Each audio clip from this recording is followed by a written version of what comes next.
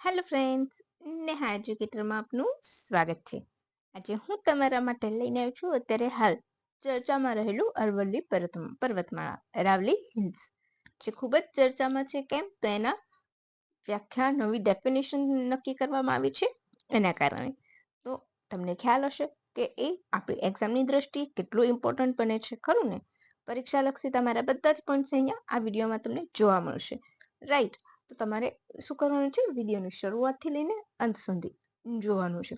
સાથે તમને બીજી એક્સ્ટ્રા માહિતી પણ મળશે અને વિડીયોની પીડીએફ મળશે, જે તમારે નીચે ડિસ્ક્રિપ્શન બોક્સમાં હું લિંક શેર કરી દઈશ, જેથી કરીને તમે એક્ઝામ પર્પઝથી તૈયારી કરવી હોય તો એના અગત્યના પોઈન્ટ કરી શકશો, રાઈટ?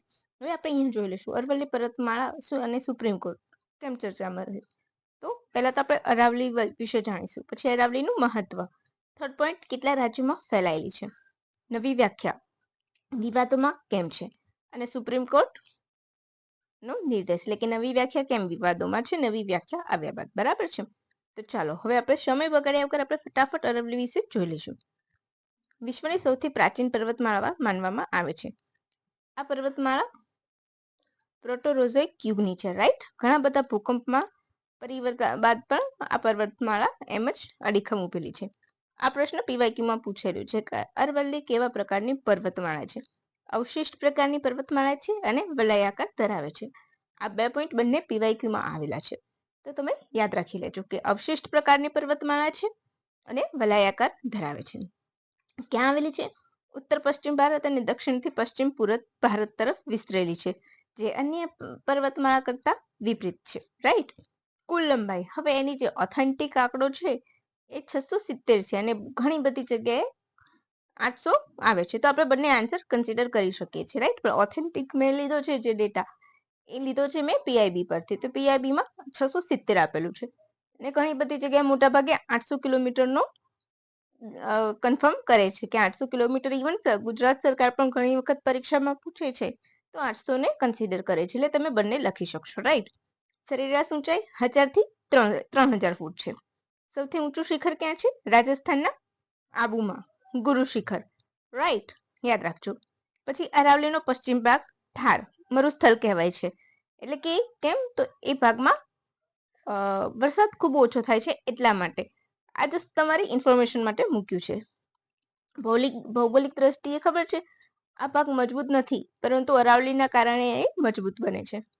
આ આપણું અરાવલી વિશેનું બેઝિક પોઈન્ટ છે, રાઈટ? મહત્વ, તો એ જે થારમાં જે રણ છે વધતું અટકાવે છે, પૂર્વમાં રણીકરણને અટકાવે છે, રાઈટ? ડેઝર્ટિફિકેશન આપણે કહીએ છીએ. પછી આદ્રભૂમિ, તળાવો, વન્યજીવ અભયારણ્ય વગેરે પૂરું પાડે છે, એટલે કે વન્યજીવ હોય એ લોકોને પણ આવાસ પૂરું પાડે છે, રાઈટ? પછી લુણી, બનાસ, સાખી, સાબરમતી જેવી પશ્ચિમની ઢાળીઓની નદીઓ અને ચંબલ જેવી પૂર્વધારની નદીઓની પણ નિયમન કરે છે, રાઈટ? કૃષિ અને ભૂગર્ભ જળનું નિયમન કરે છે. પછી ધૂળ અને વાવાઝોડા સામે રક્ષણ આપે છે. તો આટલા આપણા ઇમ્પોર્ટન્ટ પોઈન્ટ તમે નોંધી લીધા કે અરાવલી કેમ અગત્યની છે, રાઈટ? હવે તમે સમજો છો કે દિલ્હીમાં જે અત્યારે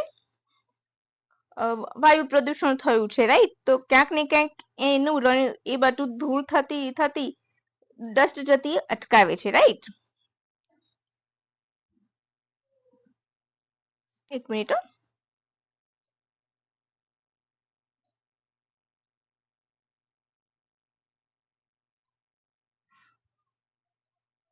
ઓકે, ધૂળ અને વાવાઝોડા સામે પણ રક્ષણ આપે છે, તેમજ વિવિધ ખનિજ તત્વો શીશુ, તાંબુ, જસત આ બધું મળે છે. આપણું આરસ જે બનાસકાંઠાના દાંતા તાલુકામાંથી મળે છે, રાઈટ? તો એ દાંતા તાલુકામાંથી મળતું આરસ પણ અરાવલીનો એક ભાગ છે, રાઈટ? અને આ બધી પર્યાવરણીય રક્ષા કરવાના કારણે ઘણી વખત ઉત્તર ભારતના ફેફસા એટલે કે લંગ્સ ઓફ નોર્થ ઇન્ડિયા તરીકે પણ ઓળખવામાં આવે છે અરાવલીને, રાઈટ? હવે આપણે આગળ વધીશું. અરાવલીનો વિસ્તાર ગુજરાતના પાલનપુરથી શરૂ થઈને રાજસ્થાન, હરિયાણા અને દિલ્હીમાં પૂરું થાય છે. હવે દિલ્હી તમને યાદ હશે, રાયસીલાનો કિલ્લો, તો એ અરાવલી હિલ્સનો ભાગ છે, એ યાદ રાખી લેજો. ઘણી વખત સિમ્પલ વન લાઈનર પૂછી લે કે રાયસીના શેનો ભાગ છે? રાયસીના તો અરાવલી હિલ્સનો. અમદાવાદમાં પણ જોધપુરનો ટેકરો અરાવલીની પૂંછ કહેતા હોય છે ઘણી વખત, રાઈટ. હવે આપણે આગળ વધીશું. અરાવલીનો વિસ્તાર, રાઈટ.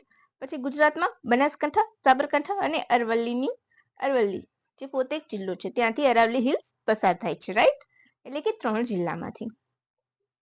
ઈડરિયોગઢ એનો એક ભાગ છે. બનાસકાંઠાના દાંતા તાલુકામાં આવેલું માતા વારાસુ નું મંદિર પણ આ ટેકરીઓનો ભાગ છે, રાઈટ. હવે તમને ખ્યાલ હશે કે અત્યારે સરકારે ગ્રીન વોલ પહેલ શરૂ કરી છે, તો એ પણ તમારે યાદ રાખવાનું છે. એ ગ્રીન વોલ પહેલ અરાવલી હિલ્સને જ સંલગ્ન છે, રાઈટ. તો એ તમારે યાદ રાખવાનું છે. અચ્છા, મીટરમાં 670 પૂછે ને કિલોમીટર, તો મીટરમાં પૂછશે ને તો 420 મીટરની સમથિંગ આવશે, એટલું યાદ રાખી લેજો. ઘણી વખત મીટરમાં તમને પૂછાઈ જતું હોય છે, રાઈટ. હવે આપણે આગળ વધીશું.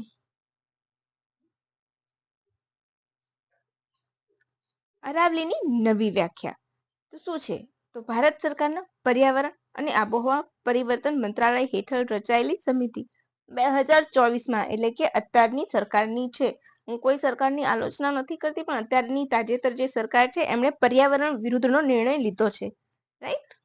અત્યારે તમને બધું એમ સમજાવશે કે આ છે, પછી મામલો ઠંડો પડશે એટલે બધું ખનન ને બધું થવા લાગશે, રાઈટ. એઝ યુઝ્યુઅલ ચાલશે. પરંતુ આપણે અત્યારે આપણા ટોપિક પરથી આપણે ભટકવાનું નથી. તો નવી વ્યાખ્યા જોઈશું. તો નવી વ્યાખ્યા શું છે? તો નવી વ્યાખ્યા ભારત સરકારના પર્યાવરણ મંત્રાલયની સમિતિએ રજૂ કરી છે અને એને સુપ્રીમ કોર્ટે મંજૂરી આપી છે. એટલે આ મોટો વિવાદ સર્જાયો છે. અરાવલી પર્વત ત્યારે જ પર્વત માનવામાં આવશે કે જે જમીનથી ઓછામાં ઓછી 100 મીટરની ઊંચાઈએ હોય અને 2 પર્વતો વચ્ચેનું અંતર 500 મીટર હોવું જરૂરી. આ 2 કન્ડિશન ફોલો થશે ત્યારે અરાવલી હિલ્સ કહેવામાં આવશે. હવે વિવાદ કેમ સર્જાયો? તો આ વ્યાખ્યાના કારણે 90% અરાવલી ની ટેકરીઓ, આપણે ટેકરીઓ કહે છે જે ઘસાતા નાની થઈ ગઈ છે, ક્યાંક ને ક્યાંક ખનન પણ એના માટે કારણભૂત છે, રાઈટ. તો એ 90% હિસ્સો આની અંદર આવી જશે અને ખનન આસાનીથી થઈ શકશે અને અરાવલી નષ્ટ થઈ જશે. હવે તમે જસ્ટ વિચારો કે અરાવલી આપણને આટલું બધું ઉપયોગી હોય અને ટેકરીઓ જ ન રહે તો, રાઈટ. એક પર્યાવરણીય નુકસાન છે આ. એટલા માટે લોકો વિરોધ કરે છે સેવ અરાવલી નામ છે, રાઈટ. કેમ્પેન પણ ચાલે છે. તો જસ્ટ ફોર તમારે ઇન્ફોર્મેશન છે. સુપ્રીમ કોર્ટના ભારત સરકારના પર્યાવરણ મંત્રાલયની આ વ્યાખ્યા બાદ અરાવલી 90% થી વધુ હિસ્સો અરાવલીનો ભાગ રહેશે નહીં, જેના કારણે તે કાયદાકીય સુરક્ષાથી બહાર રહી શકે છે. હવે આ વસ્તુ તમને ક્યારે કામમાં આવશે? તો તમે રિટર્નમાં બેસવાના હશો ને ત્યારે આ મુદ્દાઓ તમે ટપકાવી શકશો કે આ વિવાદ સર્જાયો તો એનાથી શું નુકસાન થઈ શકે છે, તમારો મંતવ્ય બતાવો. તો આ બધા મુદ્દા તમે લખી શકો છો. કાયદાકીય સુરક્ષાથી બહાર રહી શકે છે, તેને બચાવવા માટે કાનૂની સુરક્ષા નબળી પડે છે, એવું પર્યાવરણવિદનું માનવું છે. હવે જે પર્યાવરણ સાથે જોડાયેલા હોય એમનું મંતવ્ય હંમેશા સાચું જ હોય છે, રાઈટ. પછી આવા વિસ્તારોમાં ખાણકામ અને માળખાગત વિસ્તરણ માટે વધુ સંવેદનશીલ બની શકે છે.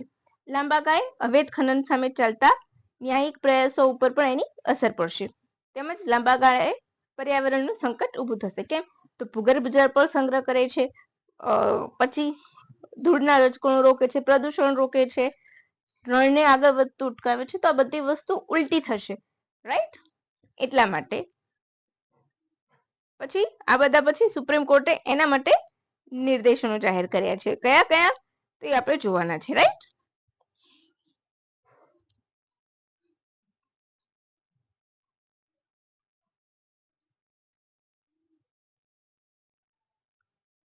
હવે આગળ વધીશું કે સુપ્રીમ કોર્ટના નિર્દેશોનો શું છે.